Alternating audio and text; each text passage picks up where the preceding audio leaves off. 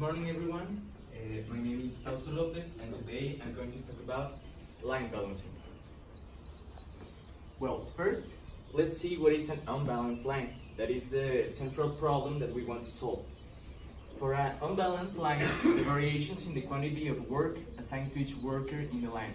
This is in time units. This means that in all the process, they have different operations, and each have different times. I don't know. In the first one, you have 15 minutes maybe, the second one is less, because maybe the operation is, one is slower than the other one, or maybe one is quicker, so, or the operator is more talented for doing this. So this is a problem because you have idle time. This means dead times that you don't want in your production because it's lost of money and lost of time. Now, what is a line balancing? It's leveling the workload across all processes in a cell to remove bottlenecks and excessive capacity. This means that you want all to be the same. And how you do it? You do it by removing all the dead times. I don't know, if an operation is very slow and you only have one operator, maybe if you put two or more operators, it will be faster, and then there are no dead times, because all the process is going one operation before the other. And as we can see in this graph, now we do something here to erase the dead times and are all at the same level now. That is what we want. And a very important thing is the takt time that will mark the line of the production. But you may ask yourselves, how can I do this? How we can do this? Well, there are some steps that we need to get to do this. The first thing is to specify the sequential relationship between the tasks. This means that you need to know how the process is going. I don't know, in this example, we start in here, and then it divides into parts. So, you need to know which parts depend on the other, so you can see more clearly what is the problem. I don't know, if this is slow and it's making dead times here, so you can make something here to erase the problem. And okay, next one please. Now, next one is to determine the daily level of production or the demand. If you don't know how much you need to produce, it would be harder to know the level of production you need to take, the time you need to take. Determine the bottleneck operation. We will see what is the bottleneck next.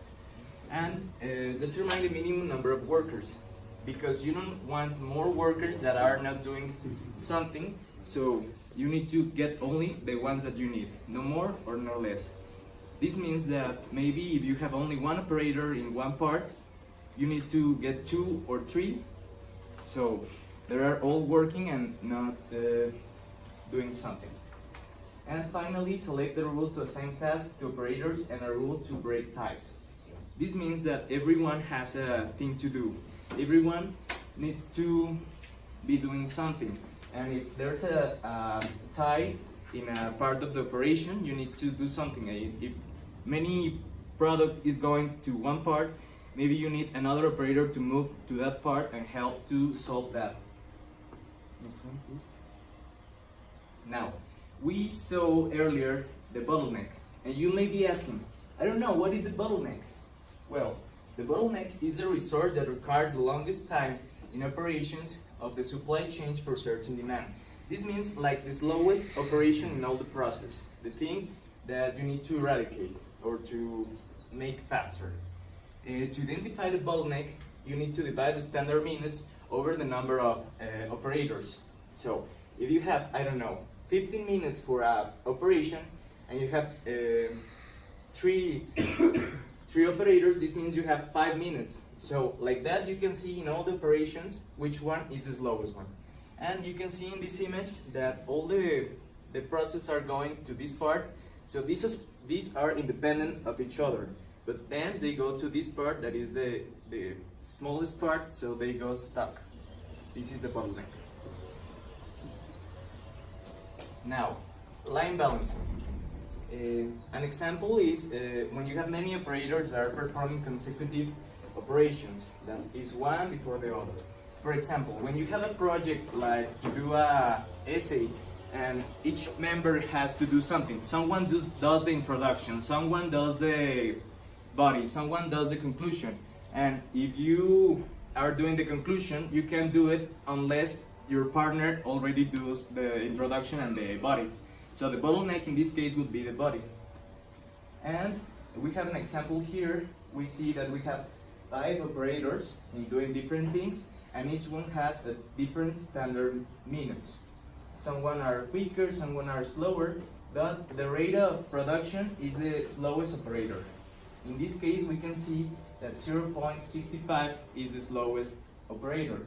So this one is the rate of production. And next one, please. Now, efficiency of the line. To calculate the efficiency that you have in your production, you need to first make a sum of all the standard minutes. This means the time you take to make all the production. And you divide it by the sum of the allowed standard minutes. This means we already get the slowest part. So you sum, I don't know, if you have 0.65 with 5 operators, you sum it 5 times. And you multiply it by 100 to get the percentage. To get the idle time, you have 100 less the efficiency. Now, we saw that we only need the operators or the workers that we need. We don't want less or more. So to calculate the number of operators, we have to also get the sum of the standard minutes divided by the efficiency and multiplied by the desired production rate, that this is what you want to produce. Now, another very important thing in this topic is the takt time. Takt is a German word for the baton of an orchestra conductor uses to regulate the tempo. This means in the music, like the beat of how the music is going to do. And in manufacturing, we use the takt time as the rate at which a product needs to be completed to satisfy the demand. So, the takt time is available time for the production divided by the demand. Now, utilization of workers and expected production. To get the utilization of workers is how well your workers are doing. So you divide the theoretical operators by the real operators. Because maybe you plan to have 100 operators, but maybe 20 are sick and they don't go to work. So to calculate utilization, you divide 100 by 80 and multiply it by 100. For the expected production, you divide the available time by the bottleneck, because the bottleneck is the slowest part, so it will tell you how much you are going to produce. And finally, I'm going to tell you an example of the real life. 2 years ago, I did some work in a company called Lean Six Sigma Institute that makes some advisory to other companies. And in there, I work in Wendy Mattresses, that is a company that also makes mattresses. So I saw the process very near, and I realized that they have an unbalanced line because many of the product gets stuck in here because it's only one operator doing this, and all the parts get stuck. So we put more operators to correct this, and then they make many savings in time and in money. Well, thank you very much.